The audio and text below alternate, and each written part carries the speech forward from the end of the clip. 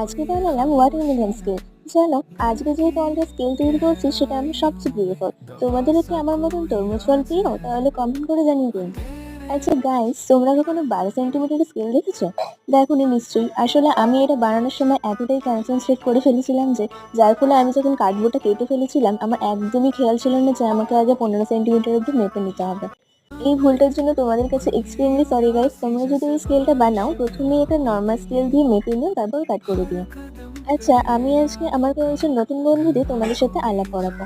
সৌমেন জানা বলেছে দিদি খুব ভালো হয়েছে। কৃষ্ণা পাত্র বলেছে দারুণ দিদি ভাই। তোমাদের দুজনকে thank you so much. MD Hridoy বলেছে অনেক সুন্দর হয়েছে, আমার নাম নিয়ে আমার নাম Rupa. Thank you so much Rupa. Rahul মেতে বলেছে দারুণ লাগছে। তোমাকেও মেনি মেনি থ্যাংকস দাদা ভাই। বাকিরা কিছু মনে করো না প্লিজ। নেক্সট একটা ভিডিওতে তোমাদের নামগুলো আমি অবশ্যই নেবো।